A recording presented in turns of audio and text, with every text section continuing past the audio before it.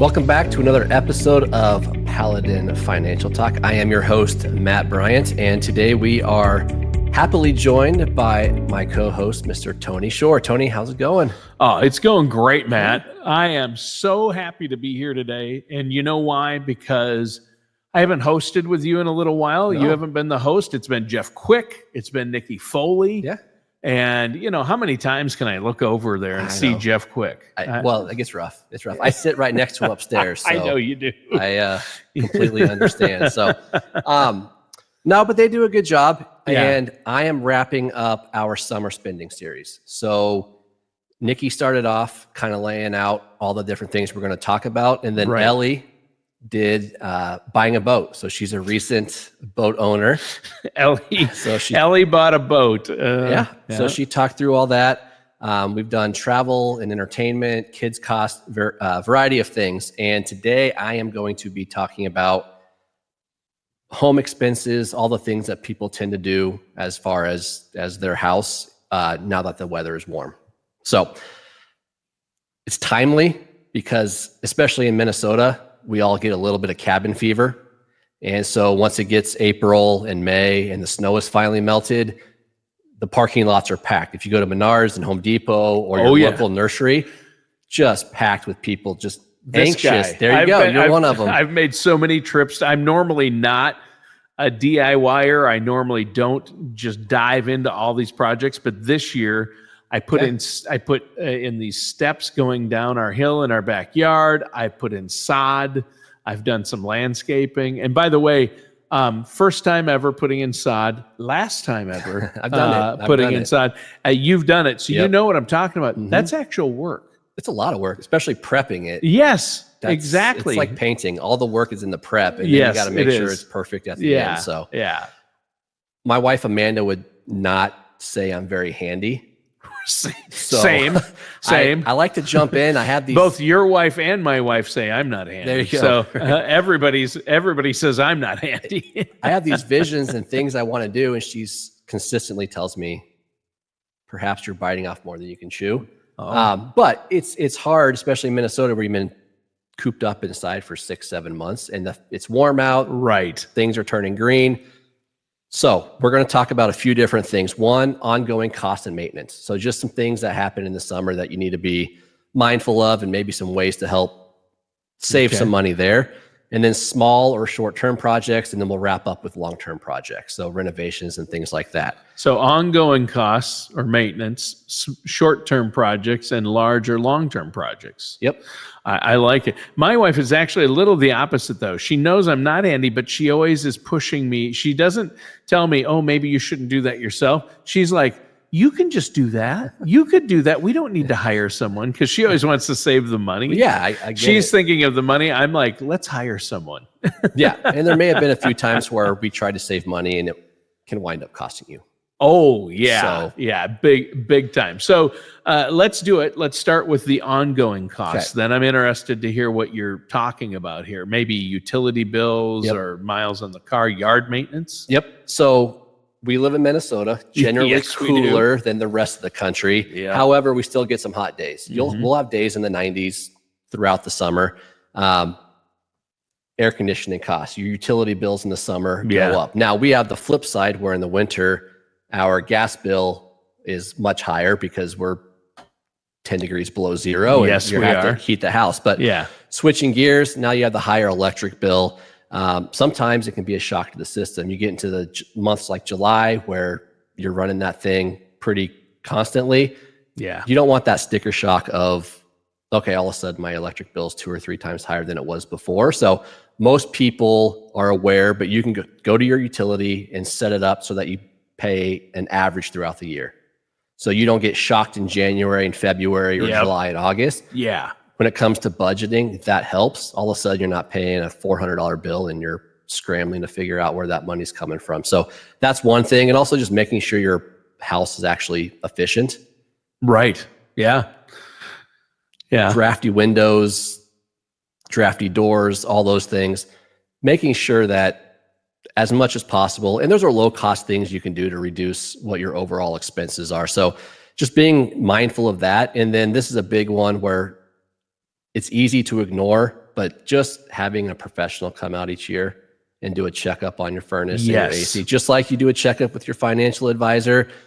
They can identify problems before they turn into a disaster, and you're paying $8 or $10 grand for a new furnace or air conditioner. So Yikes. basic stuff, just to head off any of those expensive problems. Yeah, some of those surprise costs, especially after a hot summer, that AC bill you were talking about, that's crazy. Yeah, we've been panicked and shocked by that. Yeah, and it doesn't happen for too terribly long, but it's not fun to shell out that kind of money. So, also, in addition to the maintenance, it's people like to spend time on the gardening and the yard. My yard is nothing to brag about, but I have a coworker, Zach, who's done a podcast here before. Yep. Fairly new homeowner, and he likes to brag about how in tip-top shape his yard is. So he spends a lot of time out there, and there's a cost to that, right? So if you know those are things that are important to you, all of a sudden you're spending $1,000 in June or July, that could be a lot of money. So just plan for it as you go throughout the year. Yeah, as long as you're planning for it and it's in your budget. And that's the key, is make sure you have a spending plan for these things and are thinking ahead, right? Yeah. That's helpful. Yeah. And gardening is a big thing up here. My wife is big into gardening, and some people, I think, go into gardening thinking, and it could be a cost-saving measure because you don't have to go to the store as often. There's a lot of work and a lot of expense that goes into it, and it's more of a hobby to me. It's not much of a cost savings, but it is nice and have that satisfaction where you walk out and it's ready. But again, like any other hobby, you need to be mindful of it and just be able to prepare and what those costs might be. Because it's easy to go crazy that first time you go to the nursery for the spring or summer, and all of a sudden you're walking out with $500 worth of plants, and you're like, what happened? Exactly. Been there, done that. And my wife loves to go and buy the plants. Yeah, and it's great. The house looks much better, and Yeah. it's nice to see. But it's just, those are things that, like we've talked about budgeting in the past for a whole variety of things that come up, and you do it, but you don't really have a line item for it, and that's where these are small, but over time they start to add up. They really do add up. Yeah. Make a plan and account for it. So this is the big one for me. So the long-term projects. So this is where I get myself into trouble. This is where my wife calls me a bit of a dreamer on this stuff. Is I see my house, it's 50 years old, and I see things I want to do. So she'll say, hey, we need to get this fixed. And all of a sudden I've brought up, hey, maybe this leads into this and this and this and this. And now we're doing like a half a house renovation. So it snowballs on you pretty quick, doesn't it? All the rooms are connected, and it's like, well, if we're doing this, why not add this? So I don't know if you have any renovation stories or if you've done anything significant like that, but it can quickly spiral. They can spiral quickly. And I know so many people who we're going to remodel the bathroom. Or, they start there, or the kitchen. And then they say, it's going to be, it's a hassle. Well, it's being done. We hired some people to do it. It'll be done in a month, right? Yeah. And then 3 months later, oh, this is terrible. And I'm like, whatever they told you or whatever you planned, just assume it's going to take 2 months longer. Yeah. I mean, just add 1 or 2 months to whatever project you think you're going to get done, and add about double the cost. And then if that's where your expectations are, you might be pleasantly surprised. If they're not, you're going to be very upset and disappointed. And that's a good point, because especially like our house, 50 years old. Yep. They start opening walls and doing things like we haven't done any renovations. Then they find yet, issues. But you find issues. Yeah. And those are the fact that we're talking about it. They're surprises, but we know the surprises that are going to be happening. Mm-hmm. So just like anything else, don't go to the top end of your budget right off the bat. Right. Make sure there's wiggle room. Yeah. Because it's always going to cost, if you're doing major renovation, it's going to cost more than you think. Yep. And it's going to take more time. Yep. I mean, the cost is always going to be more. And that's what I've learned. Like people who, especially the bigger it is, the worse it is. Mm-hmm. We're having an additional added to our house, right? Or we're having the whole house remodeled, or we're building a home.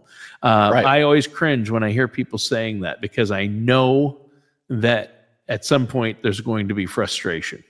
Yeah, I mean, it's almost never fails, and it's why there's jokes about contractors, right? I mean, good luck finding a contractor that's going to come in on time and on budget or under budget. I mean, And it's that's also tough. It's tough. It's also where you live, so you can't get away from it. Nope, you can't. You know? It's not like taking your car in to get fixed. At least it's there. It's like you're trying to live in the bathroom reno, the kitchen reno, whatever it may be. So I can imagine that's quite frustrating. Yep. And then you're adding a significant cost on top of that, which brings me to my next point is how do you pay for these things, right? These are $10, $50, $100,000 projects that people like to do. And the reason we're talking about it now is you're not doing big landscaping projects in January in Minnesota, and you're probably not doing things in your house where you're exposed to the elements. Right. So summer's natural time to start doing these types of things. And there's 3 ways really to pay for it. Just pay out of pocket. So cash in the bank or use investments, sell them and use that. There's using your home's equity, or they're just getting a separate loan altogether. A HELOC loan. Yeah, a HELOC. So we know interest rates have been higher for a few years now. So you're looking at 6 to 8%, maybe higher on the HELOC and those types of things. So you also have to factor in if you're spending $100,000 on a renovation and you're paying this back over time, like what is your true cost? So how am I going to pay for it now? What if there are overages? How am I going to pay for that? And then what is my true cost once I get done paying all the interest? Yeah. Those are important considerations. And it's not that it shouldn't be done, because it does increase value and you'll just enjoy it more, but be mindful of the true cost of what goes into all of these things. Yeah. So encourage people. I'm anxious to get some things done around our house, but I also know one thing's going to lead to another, and then might as well buy a new house. Yeah. At some point, right? You have to weigh these things. And I think a key when it comes to the financial aspect is talk to your financial advisor. Don't make a bad move and justify, well, if we take maybe we should take some money out of our 401k or our retirement account. That can be a huge and very costly mistake. That could compound your problems. Absolutely. Right? And there's a whole group of us advisors, and we talk and bounce ideas off of each other. And pretty regularly, somebody's wanting to buy a second property or do some renovations on their current property. And so to us, it's like, okay, how does this impact your financial plan long term? Do you have the money for it, or all of a sudden you're derailing what we've worked to put in place? Second, and we talk about this in every meeting, from when a person is a potential client to year after year when they are clients, is what types of money do you have? So there are different types of money that are going to be taxed in different ways. So you have taxable money where you can get at any time regardless of your age, and you pay typically a lower tax rate on that. There's the 401k or the IRA money, where that money's never been taxed. Right. So you pull it out. So now if you have a $100,000 renovation and you want to use your IRA, well, remember, you got to pay Minnesota, you got to pay Uncle Sam, and it's going to increase your taxes on everything else too. So that could be a 30% increase. You have your Roth IRA. That money's already been taxed, so it comes out tax-free, but there's restrictions on when you can use it. You have to be 59 and a half. It has to have been in there for 5 years. So that's where we come in. It's how can you efficiently use that nest egg that you've saved and actually pay for these things without incurring higher taxes or penalties or completely derailing your financial plan. Yeah, exactly. I think that's really important to look at. And there's so many things that people don't think about, right? They don't know, hey, if I pull that money out, it's not like you can just take $100,000 out. They're going to hold 20,000 or 20% back, which is $20,000 in that case. You're going to pay probably a penalty unless you're over 59 and a half. And even then, you have to pay all the taxes. That's crazy. Yeah. And then there's the opportunity cost. So you're no longer invested and not earning what the market might give you. Yeah. You're giving up all that compounded growth. Yep. And one of the exercises we do when a person is first exploring working with us is you rank 6 different financial priorities, one of them being saving for a particular goal. So we want to know if, hey, we plan to renovate our kitchen in 3 to 5 years. Yeah. Because now we can build something that accounts for that. And we're not going to put you in something that's going to be at risk of losing significant value. If you need that, we can look at something that might earn income for you as you go along. But those are the conversations we try to have. It's not just saying, what stock should I buy? It's actually, how do we finance our life over time? Yes. Because renovations happen.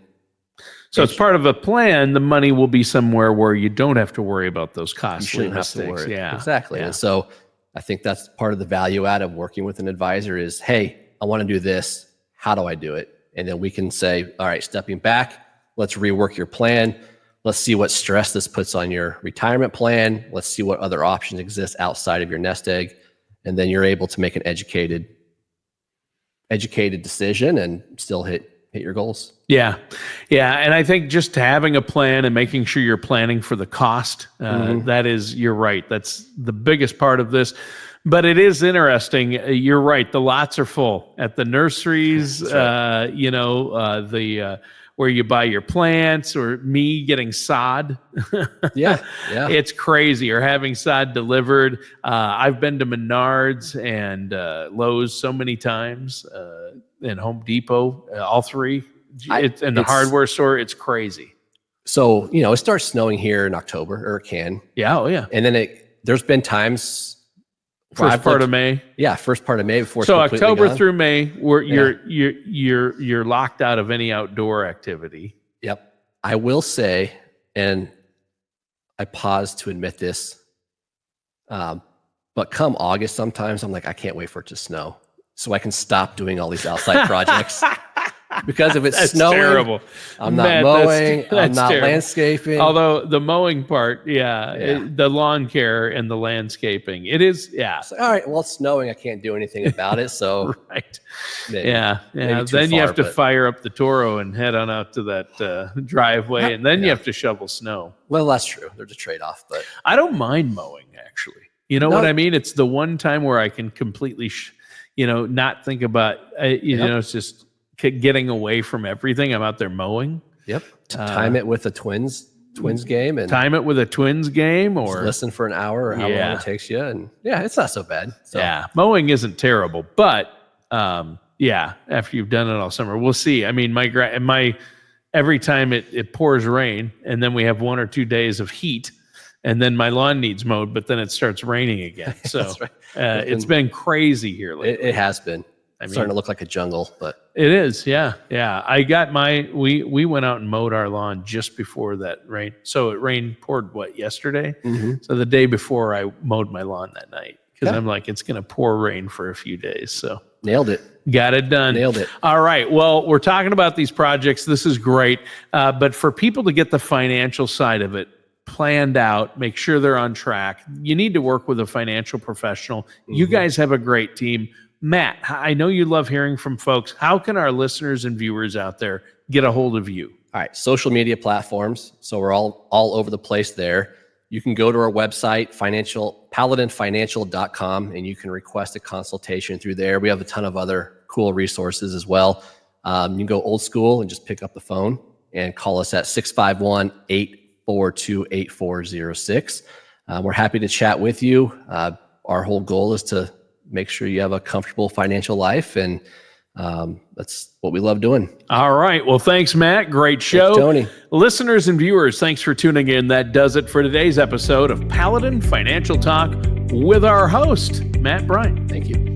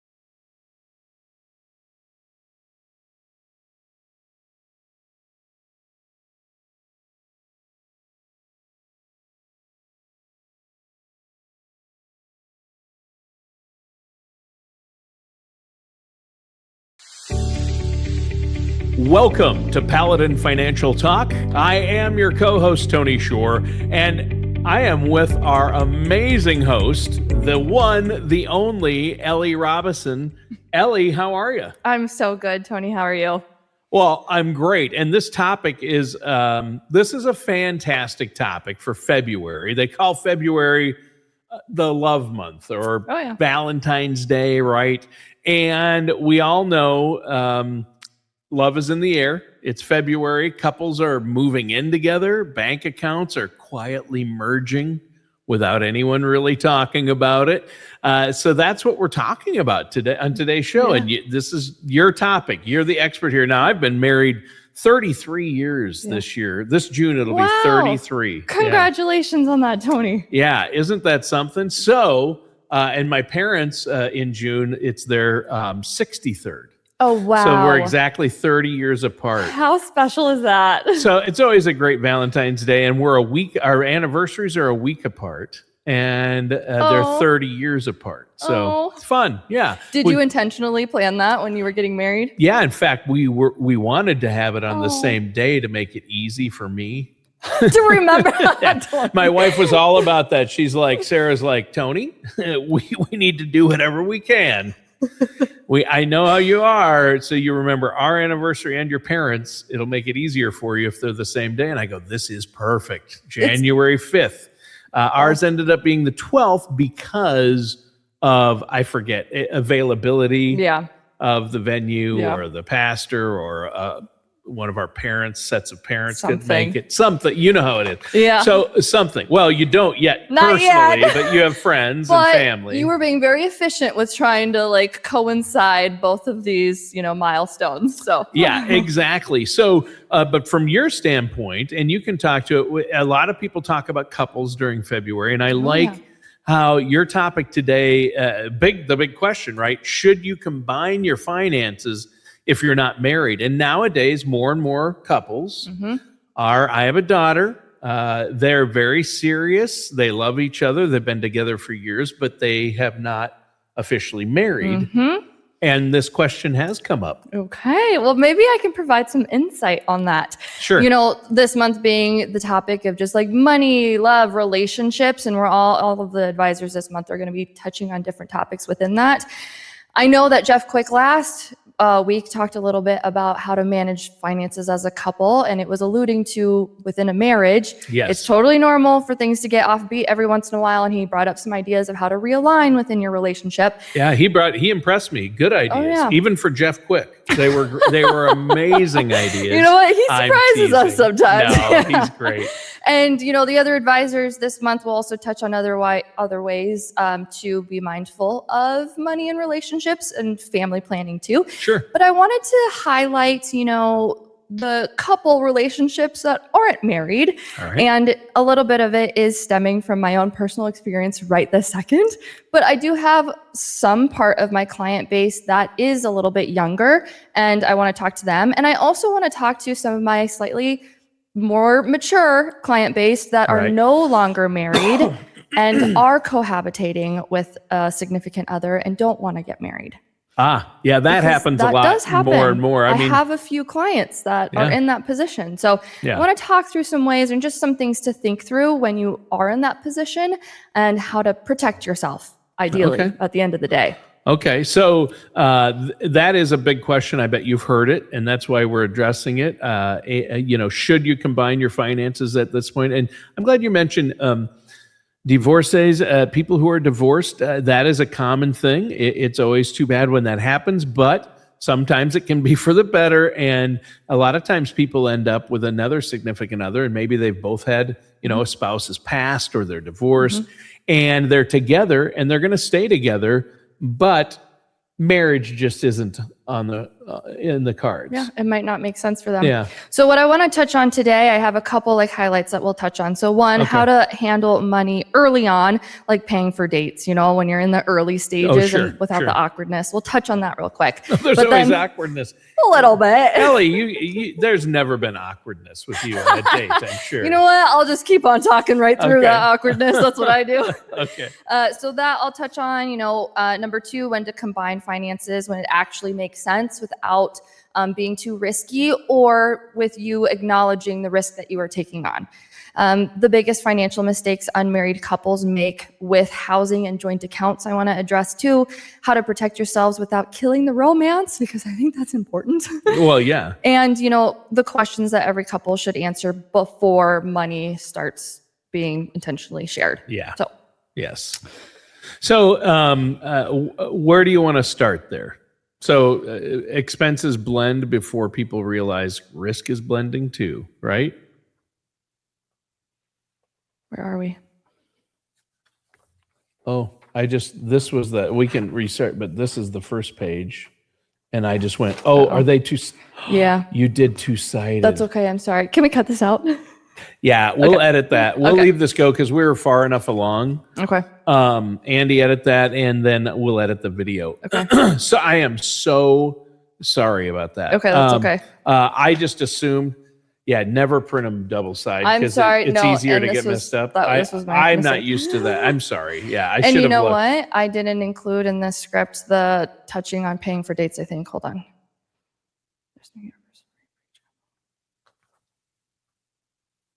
Yeah, I didn't include that in this printout.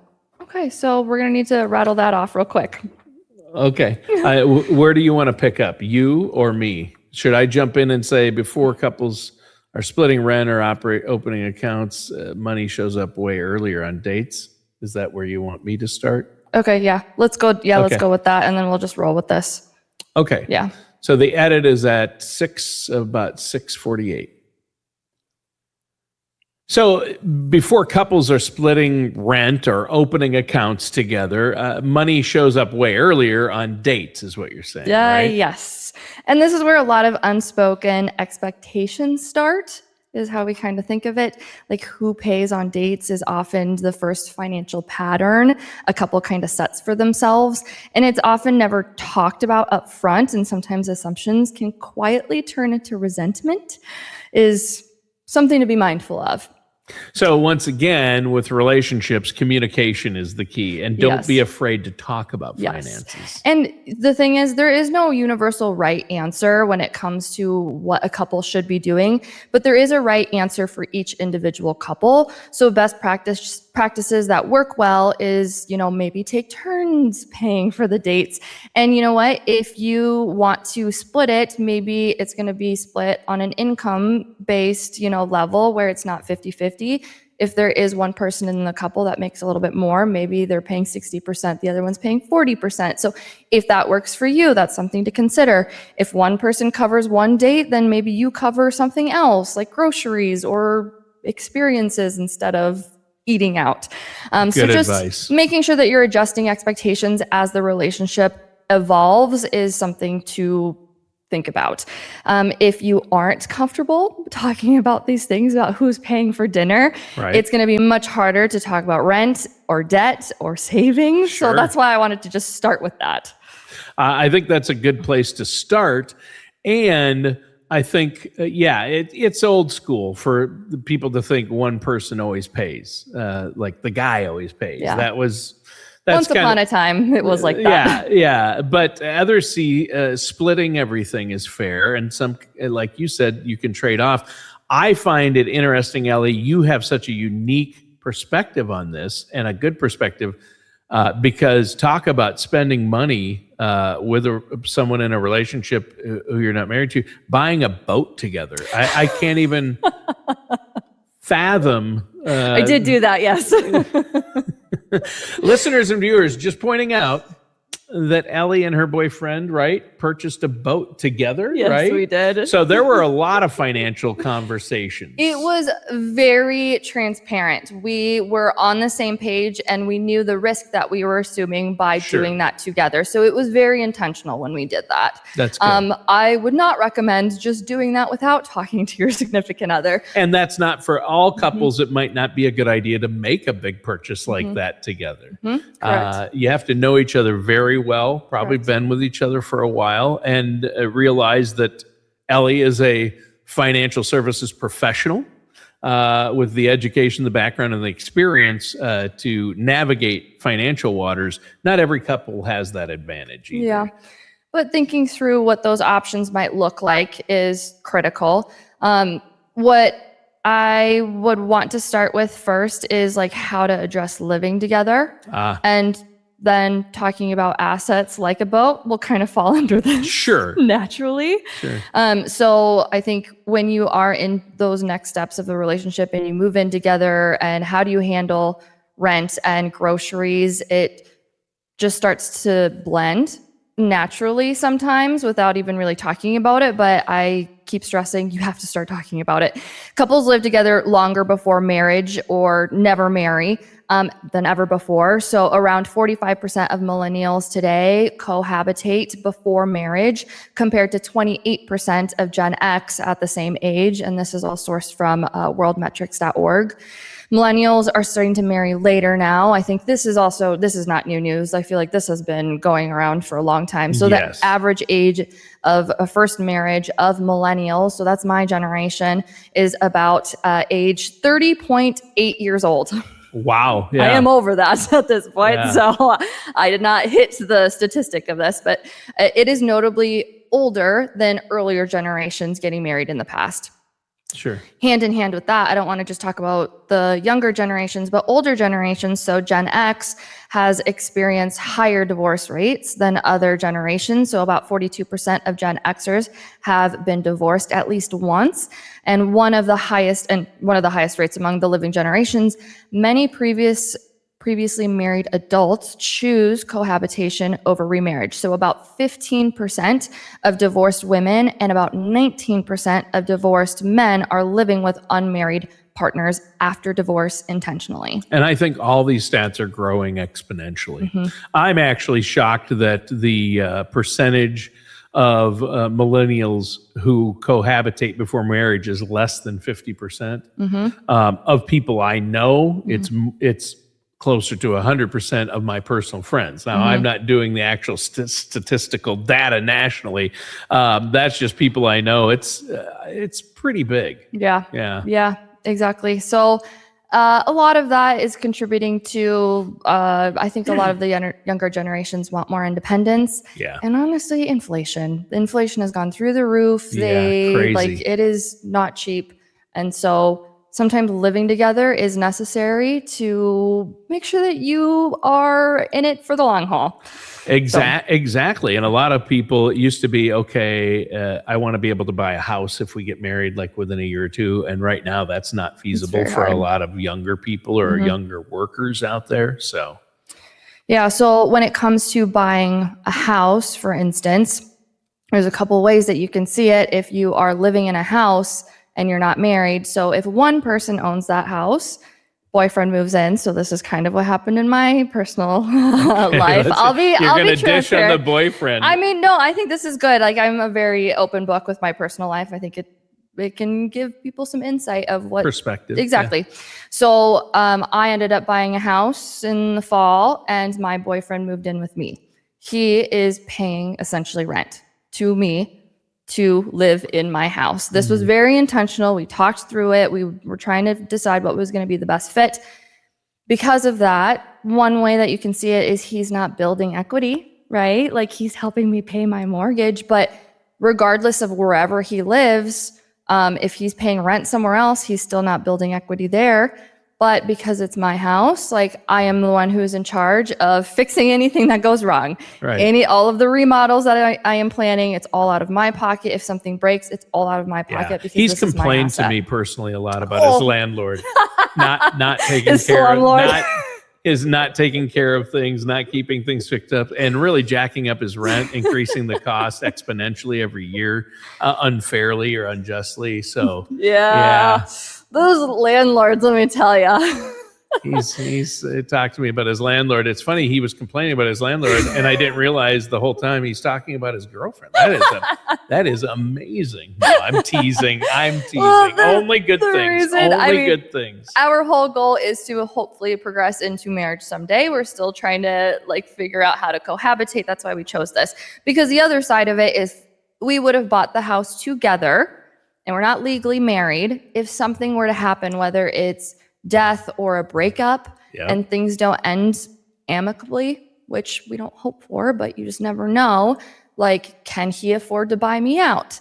Like, are we on the same page about selling the house? Like, maybe I can't afford to move out and I still have a mortgage to pay, but you just never know. So Yeah. we were very intentional with this type of strategy. There's no automatic rules when you're not married. You kind of have to iron it out yourself. And sometimes if this happens, I haven't seen it firsthand, but I'm sure it's out there. Like, you're going to need to hire lawyers and have those professionals help you out on what are we doing here. Yeah. Yeah, I think it can be tricky if you're not married. The rules are different when you co-own a home, whether it's with a business partner, a friend, or the person that you're living with or dating. You have to realize you're going to have a unique set of issues, and communication. Again, I think it keeps coming back to that's going to be a key in making it work. Yeah, exactly. Yeah. So to think about other assets, people think joint assets are romantic. And I think the benefit of the relationship that I'm in right now is we're both very business oriented. So it came very easy for us to talk through what are our options? How do we want to do this? And when you are assuming a joint asset with someone that you're not married to, like, you are assuming liability. Yep. You don't know how this person is going to take care of a boat, for instance. And when we had made that decision together of buying a boat together, we both came to the table saying, hey, if this doesn't work out, like, he said, I'm okay with you keeping the boat. And I said, hey, I don't know how to take care of a boat. I'm okay with me losing my half that I put my money into this boat for. You can take the boat. Like, you don't have to buy me out. We were okay with that. So that was something that we were on the same page about. We were okay with losing the money that we put into it. That was a written agreement, technically. Yeah. And so if you do make agreements, I usually say, don't just keep them verbal. People can change their minds. People forget about what was talked about.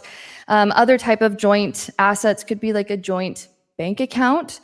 And that's a shared responsibility. Yeah. Like, if something happens and you're on the verge of a breakup, that person can easily tap into your bank account and drain everything in there if they have access to it. Yikes. Same with credit cards. Like, if you don't know their money habits, they can put you significantly into debt and they could ruin your credit score. Obviously, we don't want to hope that for someone that we're in a relationship with, but it's still a risk that you are assuming, and be mindful of that if you are doing that. Right. And I'm sure you saw this, when you get serious with your boyfriend, sometimes it can be easy to think joint assets are romantic. I mean, like, I don't think anybody would be crazy enough to have this idea, but buying a boat together. I just have to constantly rib you about that. You know what? The thing is with the boat is we thought that would be an easier step as opposed to buying a dog together. Like, instead of a living thing, and we both have soft hearts. You have to take care of, where you're going to get attached to it. Exactly. And it's going to be, that's true. But people do romanticize joint accounts and joint things and assets. But really, like you've been talking about, they're actually a joint liability. Correct. If you look at it like that, this is a joint responsibility. This isn't a romantic venture. There's no protections built into it if you're not married. Yeah. So think about it that way. You have no inheritance rights. You have, no survivor benefits. And when I say that, I'm thinking about when you are later on in life and you are closer to pension age and Social Security age, like, you're not going to have any Social Security benefits with someone that you never married. So, like, you have to think about that later on in life. You don't get the marital benefits. You don't get the tax benefits of a joint filing jointly. Correct. And that's big. Yeah. Yeah. Sometimes it's funny because we have sat down with people in the past where we're building out a financial plan for a couple that maybe they've been divorced before, they're together, they're not married. And sometimes we say, hey, based off of your ex-spousal benefits, it might not make sense for you to get married to each other in your current relationship because of what you have. Never thought of that. That has happened in the past. And if you marry this person, you are now locking yourself into a lower Social Security benefit because you're tied to their records now. And that's not very romantic. But if you want to approach it from a money standpoint, that's what our job is. We're helping you try to figure out how to maximize your dollar. So that's a part of it too. That is. Yeah, that is a big part of it. And I think that I never thought of the advantages of not marrying someone being advantageous, but there are so many advantages to being married when it comes to some of these things. That it comes with built-in protections, as you say. Yeah. Sometimes people will think about, well, if we're together long enough, then common law marriage applies. I want to remind people that's only for certain states. Like there's only a handful of states that will treat your long-term cohabitation as marriage. And guess what? Minnesota isn't one of them. So be mindful about where you're living. And that's that was in movies and books. They talk about common law marriage, but that doesn't happen very often anymore. And the rules are strict. Only a few states even would recognize a common law marriage. So let's talk about what advisors wish couples knew sooner. In other words, if you could rewind, Ellie, and rewind time for some of your clients, what would you tell them? I would say, and this isn't very romantic, but love does not replace paperwork. It really doesn't. Like if you are fully leading your life based off of emotions, it can fully screw you over later at some point. We don't want that. We don't hope that.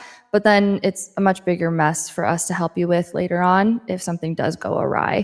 I think faith that everything will work out is not a financial plan, and that's something that we have to ingrain to certain type of people who are blind. Hope is not a plan. Correct. It's really not. Yeah. Verbal agreements, they don't hold up, is how we see it. I kind of alluded to this. So if you are on the same page about your significant other or with your significant other, I say put it in writing. We put everything in writing between my boyfriend and I. We say, mostly because we'll forget what we talk about. We talk about so many things where we're like, wait, where did we land on? So that's why we put it in writing. And love doesn't prevent misunderstandings. So that's kind of why we want to iron it out. Yeah, of course not. And it bums me out a little bit, Ellie, that you're saying, I always believed what the Beatles sang, all you need is love. But you're saying all you need is love and paperwork. Correct. And paperwork. And paperwork. That doesn't have the same ring to No, it. it doesn't. Not going to hear that in a song. No, it doesn't. Yeah. All right. So I think people hear things like that and think, it's cold, but it's really, you're talking about protecting people from mistakes. Correct. And not just discussing like who pays what and what happens if you split. My boyfriend and I also talked about like, what if someone dies in this relationship before we get married? That's important to discuss. And the earlier you can start talking about that and get comfortable with it, this is something people put off talking about. We've talked about it before, how people put off estate planning, or what if the loss of a spouse, what if my spouse and I die? Is everything set up? Oh, that's not good. Either people just say that's not going to happen. Correct. Like, I'm not aging. It's more, but I'm you not never personally aging. No, I'm never. Neither am I. That's not going to happen. You just never know. So when I went to go buy my house in the fall, and it was a decision that my boyfriend and I both made together. We said, "Hey, Ellie should buy a house." We also discussed like if Nick is no longer here, I can fully pay the mortgage myself, even though he's technically helping me with it right now. Right. I don't technically need him to keep things going. Now, you should still raise his rent once in a while just to keep it. You got to keep it real and make it real. You know what? Maybe I should. Don't let him skate by, Ellie. Once my taxes go up for the house, then I'll increase his rent. Yeah, you just slide that tax bill over to him. Look at this, doubled. It's atrocious. Yeah, property taxes. Exactly. So I kind of think of this as a checklist. Is maybe consider keeping separate checking accounts. If you are not married, but what you can consider is maybe having one joint checking account, and that's to help pay bills of whatever you agreed upon. You put your money into that, you kind of stockpile it in there. You don't have any excess cash flow going in there because you don't need it in there, but it's strictly to pay bills. Making sure that you are keeping your premarital assets separate for now. So I was also very intentional with my estate plan, since I'm not married yet, is my sister is primary beneficiary on everything for now. Sure. Once I get married, then everything will change, but this is very intentional, and my better half knows this. So this is kind of my part, and he has his own estate plan for now. So are you saying for people who aren't married, keep your assets separate and your bank account separate? That is what I would recommend. I mean, different couples have different values. You can Sure. technically do whatever you want at the end of the day. Right. I would recommend that. Yes. I also, this doesn't just pertain to younger people, but if you are, retired and you're living with someone and they are dependent of your, let's say, your pension, like you are bringing in guaranteed income with your Social Security and your pension, and they have accepted that they want to help support your lifestyle. They're no longer here someday. You don't get a survivor benefit. Oh, and they didn't, leave you any proceeds from life insurance. They didn't leave you the house. Where might that put you? So think about later on in life too of, okay, what's going to happen if this person's no longer here, even though we have fully committed to living the rest of our lives together. Right. I think that's huge. Now, I think the last thing you wanted to talk about was how to talk about all this without awkwardness. And awkwardness is tough for a lot of couples. Yeah, right. I think so too. I'm correct. So I think some of the things to address, it's why do we want to combine finances? Iron that out. Like, Yes. make sure you have an answer for that. True. What does shared assets mean to us? What does a shared boat mean to us? Like iron that Right. out. What happens if we break up? What happens if we die? How will decisions about money be made? Yeah. And so that's something that like I'm experiencing right now in my relationship of we're trying to figure out each other's spending style still. Yeah. I'm a little bit more of a saver. We have learned. So we're still trying to navigate that part in our money relationship. Sure. And everything I think is pretty healthy because of how transparent we are with each other. Yeah. Wow. I hope he doesn't listen to the show. You're just throwing him under the bus. Nah, he'll take it like a champ. No, you've been. It sounds like you have a great relationship and a lot of communication, and that's again what's going to help with all this. Mm-hmm. And once you get over talking about money, and my wife and I struggled at times, and this is the biggest struggle whether you're married or not married. Couples have is finance. It's the number one cause of divorce. Correct. We all know this. Every stat shows that. But once we agreed to sit down once a month and look at our budget and our spending and talk openly, like you spent this and this and this. Mm-hmm. And in my relationship, I'm the spender. How are you, Tony? Yes, yeah. I love to shop. I love to spend. But yeah, I think that's really important. You got to figure out how those decisions about money are going to be made. You make some great points. We've got to wrap it up. But before we do, what's the plan?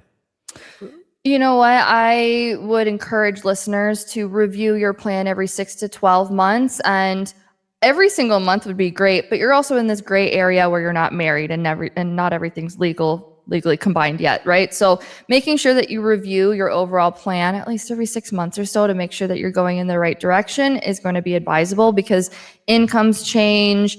You might be moving, you might be buying a house, you might be considering marriage as the next step, and that's where you'll really want to start going down that budget rabbit hole and iron out spending habits there. And sometimes partners take on new debts with student loans and who knows what it is. So making sure that you're checking in and making sure that you're addressing the conversation from a place of love, right? You don't want to be attacking your loved one. You want to be bringing up, phrases of, I want to make sure that we're both protected financially. This is my idea, XYZ, or say, let's be intentional and let's decide how we want to set our money preferences. So making sure that you aren't accusatory, but making sure you're approaching it with love, I think is important. So. That's huge. And I think the most loving thing you can do in this case is protect both people. And that's what you're talking about. Correct. Doing, right?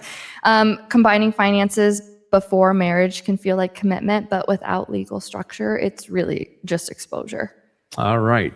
So what's your final word for our listeners today What can they take away? They can get a hold of you if they have questions, right? Yeah, I mean, you know what? I would say if this episode has sparked a conversation that you've been avoiding, that's a good thing. Yes. And that's where healthy relationships start, is the communication part. So once you're on the same page with your loved one, then you might be ready to start working with a financial advisor. You don't have to be married yet, but you just got to get on the same page with your person. That's helpful. Yes. So once you feel ready for that, you can give us a call, 651-842-8406, where all of us advisors give complimentary consultations to make sure that we're a right fit for each other and make sure that we can help you in the ways that you were looking for. Or you can check us out on paladinfinancial.com. All right. Thanks so much, Ellie. Great show. A very fascinating topic. Thanks, Tony. It was fun. Yeah, that is fun. And a great perspective that you have to help other people deal with what you're dealing with and what so many people out there have to deal with. I think that's fantastic. Great for February, the month of love. And that does it for today's episode of Paladin Financial Talk with our host, Ellie Robison.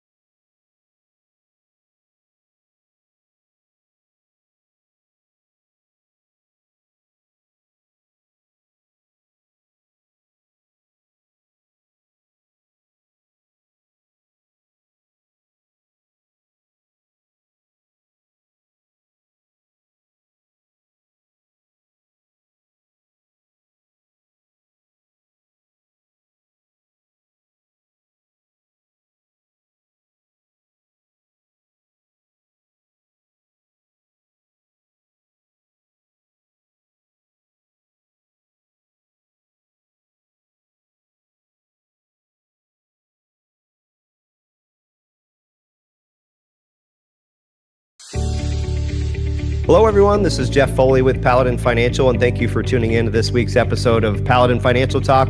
With me, as always, and sitting closer to me here is Mr. Tony Shore, co-host.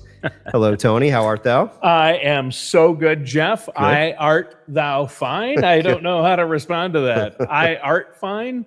That's not right. But I'm doing great. How about you? Very good. Very good. Yeah, we're passing a cold across the aisles in the office, and I'm on the other end of it. But we're almost done with this cold stuff outside. Yeah, I'm just getting over mine. Sarah had the flu for like 4 days, and then I got it. It's been going around. Yeah.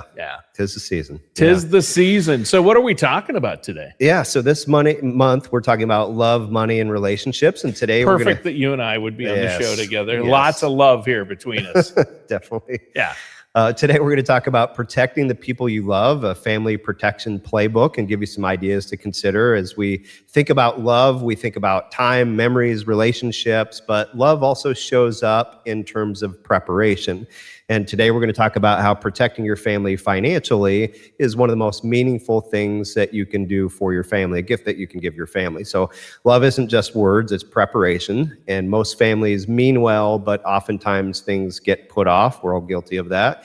And protection is helping to remove uncertainty. So spending some time thinking through some of what we're going to dig into today and asking yourself, if something happened tomorrow, would your family be okay? So being prepared can help reduce stress and can give your family more options and strengthen that relationship, and shows whoever's in your circle, your loved ones, show that you care and give some peace of mind. So that's kind of what we're going to talk about today.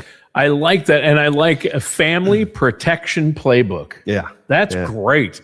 And you're right. I mean, what better way to show your love for your family by preparing and making sure that everything is financially taken care of, not leaving them with a mess should something happen to you or your spouse. I think that's really important. So Let's start with you. You mentioned protection. What are we talking about? So we'll talk a little bit about insurance today as a obvious topic that would come into that, but it goes broader, and it's not just about life insurance, and that's an important tool, but having income, having stability, having options if something was to happen to you or a loved one. Again, that peace of mind that we talked about, and control is a big piece of this. So we're going to talk about 4 pillars today, and the first pillar is having income protection.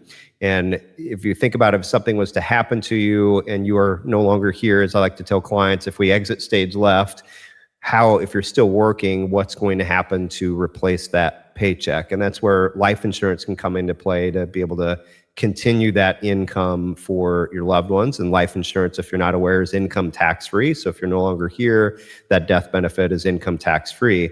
But a bigger risk during your working years is you're not being able to work, you're disabled, but you're still on the expense side of the sheet. And oftentimes, if you're disabled, expenses actually go up. So you've lost your work income and you have bigger expenses potentially, and that's more likely to happen during your working years than you passing away. So disability insurance is a very often overlooked one. We also want to consider spouses that stay at home. If something happens to them, again, expenses will go up typically because you have to replace what they were taking care of. And being underinsured is a very common situation. People often, unless you stop and put pen to paper, you don't realize the cost of some of those things over time and what that can mean to your life and your family. So I want you to think about, if your income stopped tomorrow, how long would your family be okay? And life insurance, disability insurance, don't think of those as luxuries. I know we don't like to pay insurance companies, but they're income protection tools.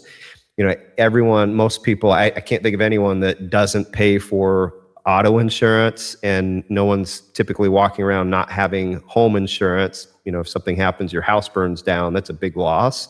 But it's oftentimes a bigger loss if you lose your income and some of the things we just talked about. So we don't love to pay insurance companies money, but they provide a big benefit to people. Yeah, insurance isn't a popular item for people as far as paying for it because they think, okay, this is costly, and what am I really going to get out of it? But you have to have it. It's like auto insurance is a great example, and I don't mind paying it because I've used it. And I think people need to look at life insurance the same way. You don't want to leave your loved ones in a bad situation. Yeah, people freak out if they have to pay, you get a fender bender and you freak out having to pay a couple $1,000s to fix it. What happens if you're gone and you've lost 10, 15, 20 years of income plus future Social Security income? It's a hell of a lot bigger of an impact. Hundreds of thousands of dollars impact on your family versus the $2,000 deductible. Yes, so not being penny wise and pound foolish, as they say. So that's the first pillar. Pillar number 2 is having an emergency and cash reserves. And we typically recommend 3 to 6 months as a minimum. And if you're a business owner, making sure you have enough cash. If your business experiences a downturn, we had the tariffs this year, or that last year, that impacted a lot of companies. If you're a business owner, you want to have some additional padding there to be able to cover payroll and expenses if something was to happen. You want to be able to prevent debt spirals. So if something happens, you blow through a non-existent emergency reserve and you have to start putting things on credit card and you're paying 20% interest on that. That gets ugly pretty quickly. And then you also have the impact of the stress in a marriage. We all know money is a big cause of stress for people. So let's have some planning in place, get that emergency fund to be able to reduce that stress if something does happen. So it's not just protecting your money, it's protecting your relationship and not having to sleep on the couch. Think of it that way. Couch insurance. Couch insurance. I like that because I've been married 33 years. And as you know, Sarah and I, when we started to finally sit down once a month and look at our spending, it took a lot of stress away. And financial stress is probably the number one cause of stress amongst couples and married couples. So it does reduce stress in marriage, and having an emergency fund, knowing you have money in savings if something should happen, that's a huge relief. Yeah. Definitely. So that's pillar 2. Pillar 3 is having legal protection, and that comes in a variety of different forms, looking at, should I have a will? Should I have a trust? if you have minor children, having guardianship papers in place, powers of attorney for financial decisions, healthcare power of attorney, healthcare directives, beneficiaries that are thought through and coordinated with your overall planning needs. And getting your documents together is as important as having them, because if something happens to you and your family can't find things in a timely manner, that's a terrible situation to be in, and frustrating because you did the work to get it into place. So some common mistakes that we see with that legal protection is people keep putting it off. We're all guilty again of that. I'll get to it later. Or they have outdated documents. Yeah, we had a will put in place 20 years ago and we had our first kid and things have changed since then. So I would recommend a book for everyone listening. If you've not heard of this book, it's called What Matters Most. It's by Chanel Reynolds. Great. Have you read that? Yes. And great resource, helped shape my thinking. And this, she lost her husband unexpectedly in a biking accident, and the chaos that followed. She had a son, and it tore everything apart. So it's a mess. Core themes of that book is planning is not about fear. It's about having clarity and choice and that peace of mind that we talked about. So she talks about the estate planning documents and insurance and communication. Really great book, and it breaks down things into manageable steps, checklists. So not scary big tasks, but actionable ones. And that's a big theme of it as well, is take some action is better than nothing. And as it goes with many things in life, if we start that process, it's easier to get the first olive out of the jar. And after that, it's a lot easier. So I encourage you to pick up that book and check that out. It's a great one. In fact, I think it was you who recommended that book to me or mentioned it. Yeah, we talked about it before. I heard you mention that. And back to really quick, you mentioned powers of attorney.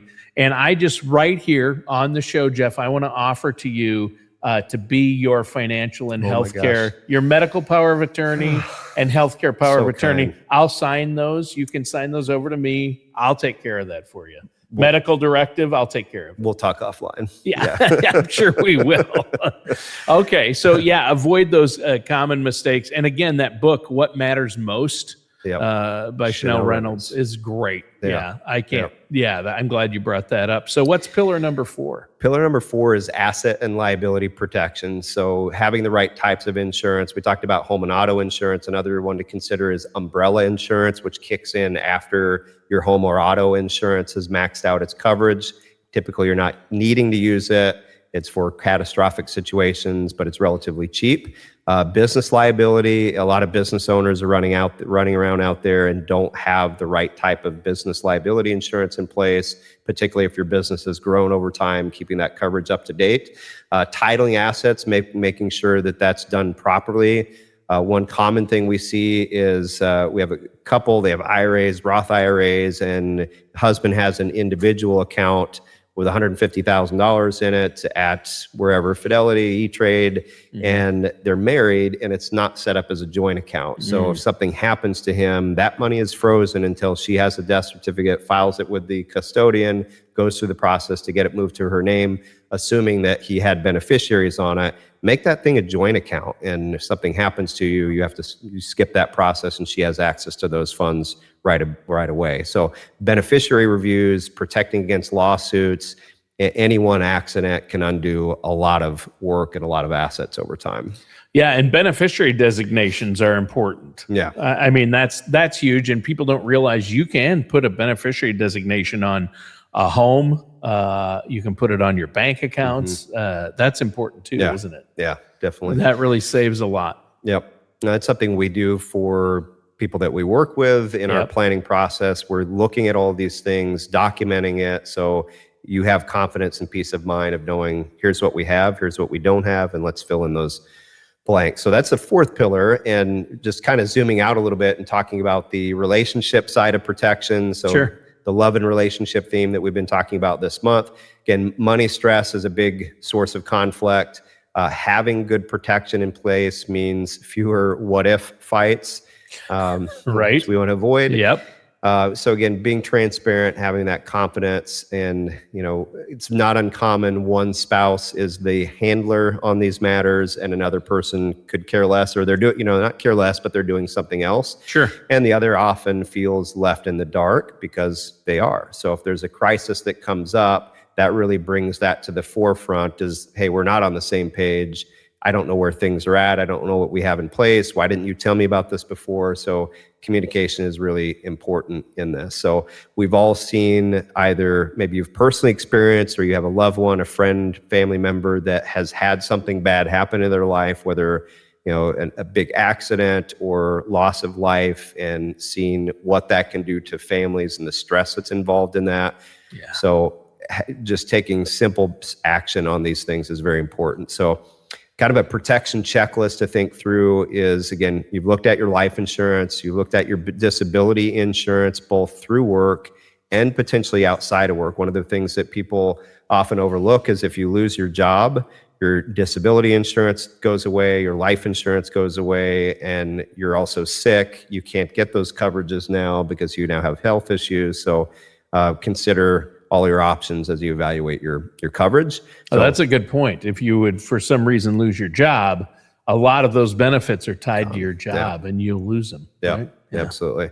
So life insurance, disability, have that emergency fund in place. You have wills, if appropriate, a trust, guardianship papers, your beneficiaries are coordinated, umbrella policy, home and auto has been looked at. And if you're married, your spouse knows where everything is at. So some common myths that come up that we hear are reasons people come up with to put things off. We're too young. Life happens. Life and death happens. Be realistic that can occur to you. We don't have enough money yet. Well, even if you don't have much in assets, you can still protect yourselves. That income is really important. Yeah. My work covers me. We just talked about that. You might lose your job and you lose your coverage. And just having a conversation about something with your spouse or significant other is not the same as that's not the plan. Got a piece of paper and we all know where that's at. So yeah, communication I think is key, especially for couples. Both a lot of times it's one spouse or the other that's been taking care of things. Do you know how to access all of your spouse's accounts should something happen to them? Passwords, paperwork, information like that. Boy, you can really, put your loved one in a bad situation if you haven't communicated these things and don't have a plan going forward. And a half-finished plan doesn't protect anyone. A very common thing as we meet with new clients and we're putting their plan together and we talk about estate planning and some of these legal documents. Well, we started a will 3 years ago. That doesn't do any good. You got to get it done. And that's something we help our clients with is get these things done and check it off the list. So yeah, it's one of the first things you talked to me about. When Sarah and I met with you, you said, hey, you guys have to have an updated will. You need powers of attorney, maybe a trust. So, and I am so glad it's just like it's like a weight lifted. It's one less thing to worry about. That's right. Yeah. So you can run faster. Run faster. So if you'd like help with these things, if you have questions, I encourage you to listen to other episodes of our podcast where we talk about these things. If you need help, give us a call, schedule a complimentary consultation, and we can dig into your situation and help you start to get some of these things taken care of. So you can give us a call at 651-842-8406 or visit us online at paladinfinancial.com. And we hope today was useful for you and encourage you to take some action if you have some of these things that are not checked off the list. Yeah, I love it. A family protection playbook. Jeff, great topic. And it really does tie in to the love theme this month because you want to do this for the people you love. And I think it's so important. Thank you so much, Jeff. And listeners, that does it for today's episode of Paladin Financial Talk with our host, the man himself, Jeff Foley.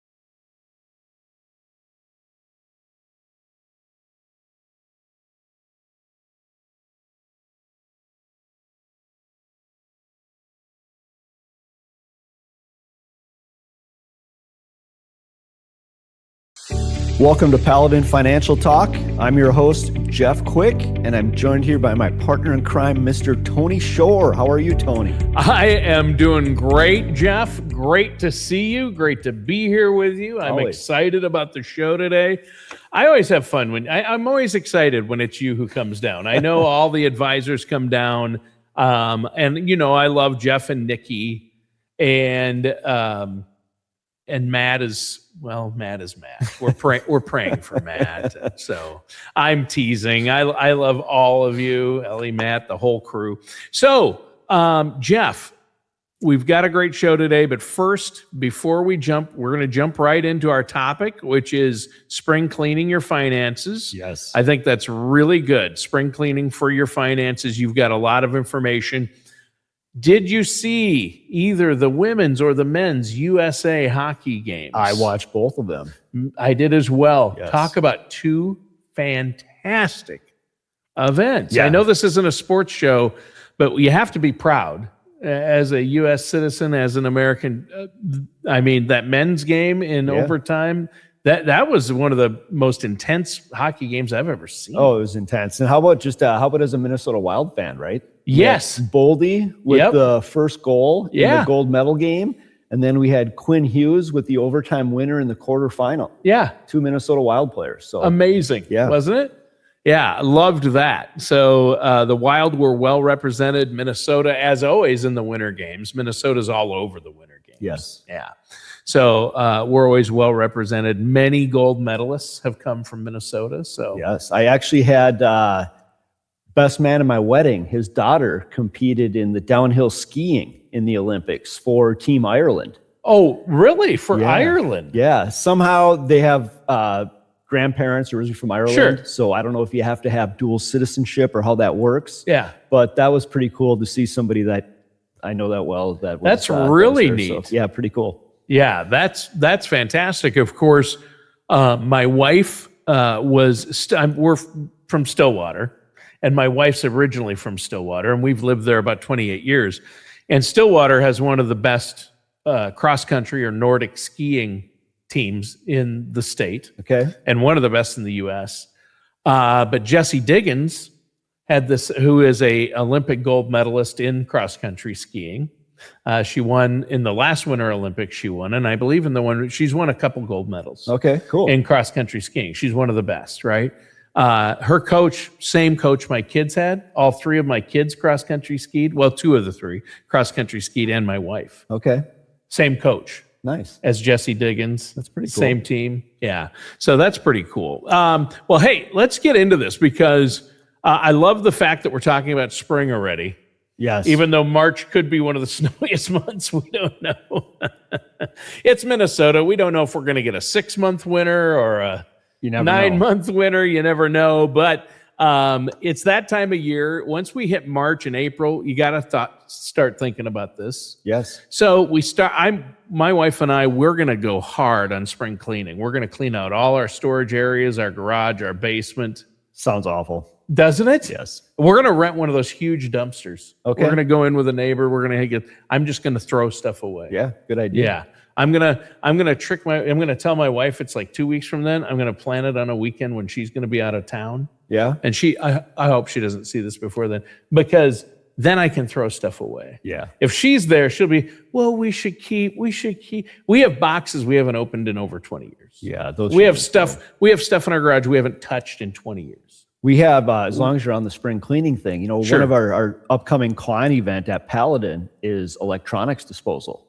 So our clients are going to be able to bring their electronics that they've been hanging on to. I think I have like 4 TVs in my basement that just need to get tossed. I have computers and old electronics. When's that coming up? I don't know the date, but I'm sure it'll come up on one of the future podcasts. I'm sure all the clients will get the emails. Yes. I'm sure we'll mention it on the podcast. Because I for one will tell you right now, I will be there. Yeah, I'm going to be there as well because I work there obviously, but I also have a lot of electronics that need to be disposed of. That is one event I will RSVP to and actually make it. All right, I'll actually make it to that one. You guys have, all your events are great, very educational, very generous. There's always good food, fellowship, fun. Yes. Anyway. but that one's very valuable because those are hard things to get rid of. They are. If you get a dumpster, they say no electronics. No electronics, and if you do dispose of them, it's not cheap to get rid of them either. No. If you go to a place, you have to pay. Yes. And it's not cheap. So we're talking about spring cleaning, but what about financial spring cleaning or spring cleaning for your finances? What are you talking about? Yeah, well, I mean, a couple of things, Tony. I mean, you're going to spend hours, right, this spring cleaning up your clutter. Yep. I mean, how much time are you going to spend taking a look at your finances and making sure your financial house is clean? Yeah, we're probably going to spend 3 days cleaning out the physical clutter. Yes. Financial clutter, we haven't set aside any time for that, but probably should. Yeah, absolutely. What you're saying? Yeah, it's a great time to get out there. You know, a lot of people have multiple accounts out there. If you're not currently working with us, even if you are, you may have stuff sitting out there that you or we don't know about or forgot about. Sure. That should be consolidated. So it's all about simplification, doing things to reduce taxes and fees moving forward, improving your organization, and aligning your finances with your current goals. They may have changed over the course of time, and maybe they need to be realigned, and so you need to clean up your finances. So just like a 1-hour review, if everybody sat down and just spent an hour a year in the spring here looking at things, making sure their financial house is in order, it would go a long ways. Yeah. So some of the things you mentioned that financial spring cleaning is all about, you said simplifying things, reducing taxes, right? Yep. Improving your organization, and realignment, because life happens. Yes. There are marriages, there are deaths, there are births, there are so many divorce that can happen.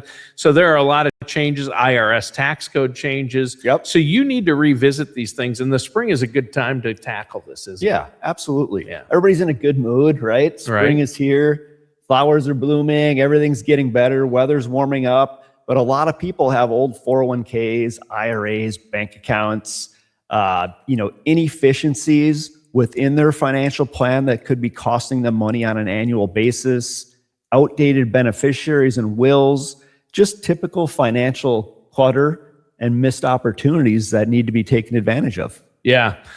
All good things to keep in mind. Now, when it comes to organizing and consolidating financial accounts, as I get older, I've talked to you, I've talked to Jeff Foley about this. And, once I hit 59 and a half, I'm dating myself. I know I don't look a day over 35. I get that. But I actually I love how I hit 59 and a half. Yeah. The next day, it might have been that afternoon or the next day. And I don't keep track of half birthdays. I'm not 5 years old. I don't know why the IRS set a half year. That's the dumbest thing ever. But I did get a call from Jeff Foley wishing me a happy 59th and a half birthday. Very nice. Asking me what I'm doing with that 401k. Sure. Yeah. There are opportunities that open up when you do hit 59 and a half. And I'm glad he called. We worked a lot out, and I hadn't looked at it in a little bit. So that's really important, isn't it? Yeah, there's a lot of things out there. Roll over old 401ks, consolidate them into IRAs for easier management. I mean, a client might have, 4 or 5 accounts. Let's say they total $600,000, just as an example. After you look at them, there may be an opportunity by combining them to maybe reduce fees. Right. You think about fee reduction of even 0.5% on $600,000. That's $3,000 a year, right? Right. That's some nice payment for your financial cleaning that you can create there. Yeah, if you can save anything, let alone a few $1,000s a year, makes a big difference when you're saving for retirement and reinvesting it, getting that compounding interest. That's good. Yeah. So take a look at things, list your accounts out, take a financial inventory, make sure you have all your logins, your beneficiaries are in order. That's a great thing to do. Which we do. If you have a financial plan through Paladin, all of that is easily listed, most likely accessible to you online. Look at a net worth statement or your balance sheet, which is always available. It's also an opportunity that will reduce your fraud risk, right, and simplify things. The less accounts you have out there, the less opportunity there is for fraud to occur. So that's just another benefit that's out there. Also, just make sure you're coordinating all your investments. I talk to my clients all the time, and a lot of times they don't think about the money in their 401k. They look at that separately. Well, that should fit into your overall financial plan and also be invested accordingly. Interesting. Yeah, that's really important. So you're right. Having that listed and having either that online secure, it's like a social security or a security box, right? A safety deposit box. That's what I'm trying to think of there. That online secure area. Make sure that your loved ones, like your spouse and your adult children, know if something should happen to you, passwords. You mentioned a big one there. Get that all in order. Communicate with everybody so they know. Make sure they have the name and number of your financial advisor and your estate planning attorney, right? Yes. Yeah, I think that's huge. Yeah. So a good opportunity again, some of the things you should do, look at your expense ratio, your advisory fees. Again, make sure everything's consolidated. You look at, again, saving 0.5%. If you do that for multiple years, that can really add up to tens of thousands of dollars in savings over that short time frame. Rebalance your portfolio.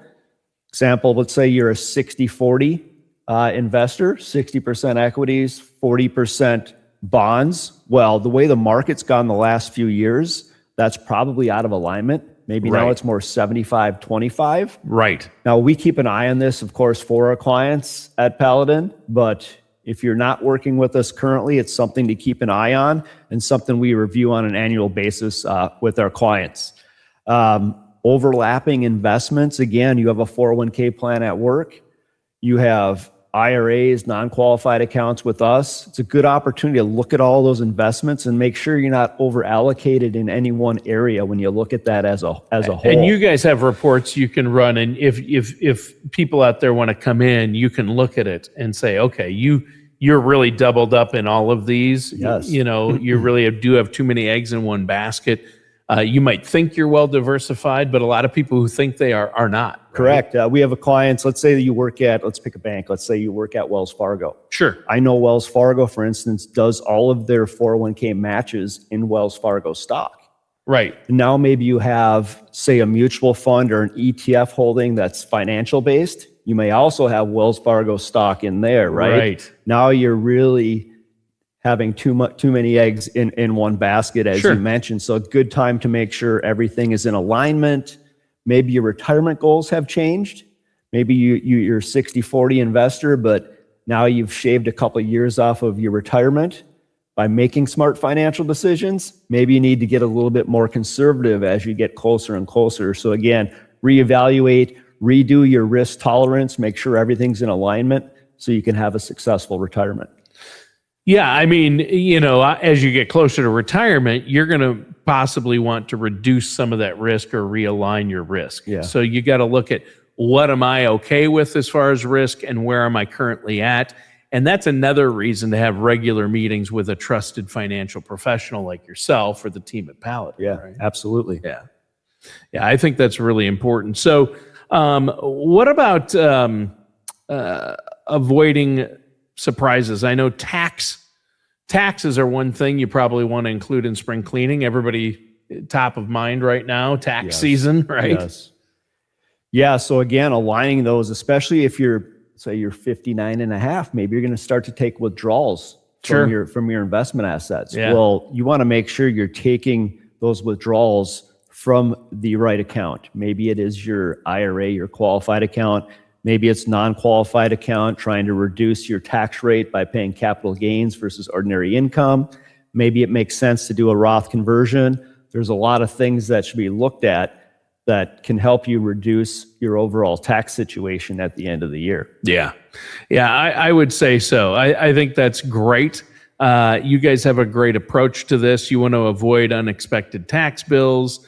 Make sure you're not missing out on any deductions. There's that new Secure Act. in addition, and the big beautiful bill has the additional deduction for those over 65. Yes. Yeah, $6,000 per person on top of the standard deduction. Yes. For 25, 26, 27, and it expires in 28. But take advantage of that this year, right? Yeah, and of course we have Paladin Tax now as well. So That's if you awesome. do not have a tax planner, if you just have a tax preparer and maybe you're not comfortable that you're getting all the deductions and taking full advantage of, feel free to reach out to us, contact us, and ask questions, inquire about Paladin Tax. Maybe there's something we can do there through our tax business, as well as now you've consolidated everything in one spot. Now we have full access to it and can help you make those smart decisions moving forward. Yeah, because you bring up a great point, and this can be another part of spring cleaning. Everything is siloed. A lot of people have things siloed. Well, I've got my CPA over here.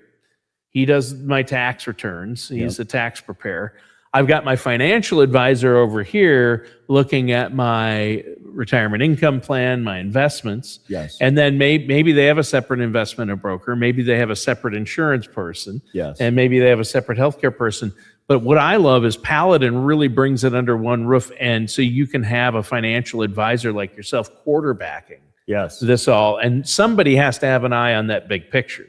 Yeah, 100%. It's like I always say, what's the most important piece of a puzzle? If you have 1,000 pieces laid out in front of you, it's not the first piece, it's not the last piece, it's not the corner piece. People will say that when you ask them that.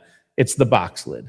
Yes. And Jeff, you're that box lid. You're the quarterback. You're never going to put together 1,000-piece puzzle without knowing what the final picture looks like. And it includes taxes and a Medicare specialist and all of these people that you work with under the Paladin roof. And that's why I think it's so important.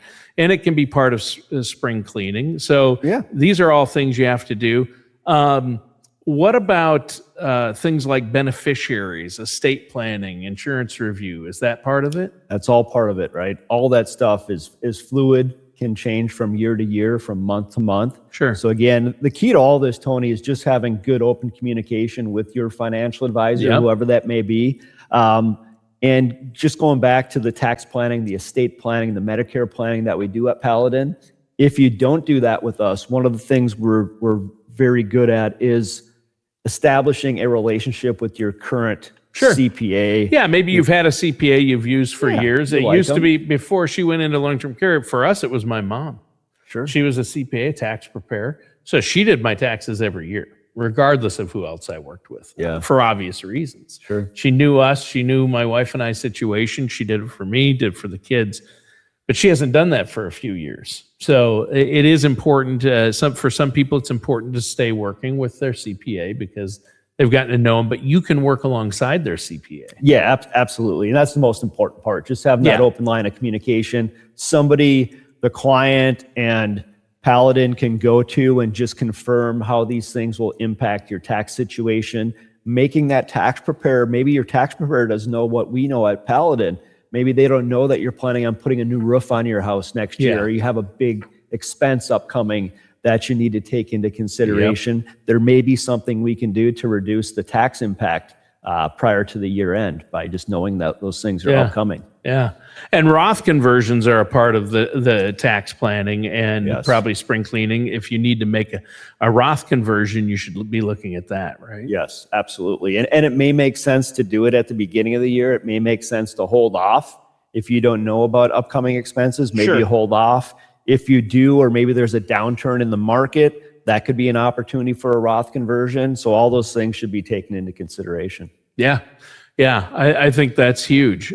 So what's next? What else do we need to talk about here? We talked a little bit about beneficiaries, right? Those things change. We have marriages, divorces, all these things can pop up. So there's always things you can do. Review not only your retirement accounts, life insurance, maybe you have long-term care. Maybe you're coming up on maybe new benefits through your employer that you want to reevaluate and see how you should incorporate those into your financial plan. That's something we can help out with as well. Umbrella policy on your home.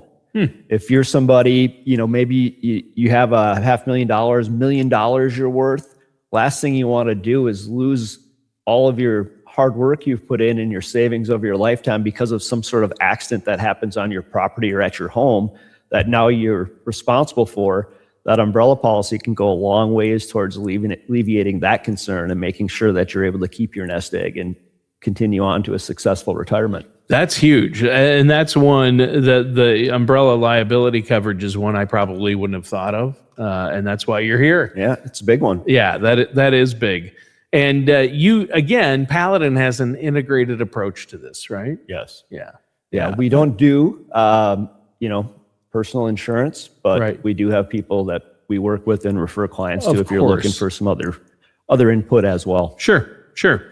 So what are some takeaways from today that you wanted to get across before we go? Yeah, big thing is connect the dots, right? Yep. Easy way to look at it. Financially organize your assets. That will reduce stress, help you with long-term planning, tax reduction. Make sure your investments are aligned. You're not taking any unnecessary risks. Make sure your estate plan and your family protection plan goes along with that. For a lot of people, they may know they're going to have a successful retirement. They've done a good job of saving. But now what's the next step? How do we transfer that wealth to your beneficiaries in that next generation in a tax efficient manner to help everybody benefit from all of your hard work you've put in? So a lot of things are there. Most financial mistakes happen, Tony, not from bad decisions, but just neglect or not making decisions in the first place. Yeah. I think that's really important. So the takeaways, I have 3 big takeaways from this today. Review your accounts this month. That should be part of your financial spring cleaning. That's what I got from you there. Yes. Maybe locate old retirement accounts. Make sure you have all your accounts spoken for. Meet with your financial advisor and update beneficiaries, right? Yes. And so in order to get all this done, you probably want to schedule a no charge, no obligation consultation. They can do that with you and with the team at Paladin. Yes. How do our listeners and viewers do that, Jeff? Yeah, the best way to do that is to either reach out, www.paladinfinancial.com, or of course, you can always call our office at 651-842-8406. We're happy to schedule that initial consultation, or if you're an existing client, make sure you're on track for your annual review or scheduled to come in if there's any life-changing events that are about to occur. All right. Well, great show today, talking about some financial spring cleaning. I love it. We're getting a jump on spring. Hopefully we'll be here soon. I can't wait. And it's always good to plan ahead. That does it for today's episode of Paladin Financial Talk with our host, the man himself, Jeff Quick. And that does it.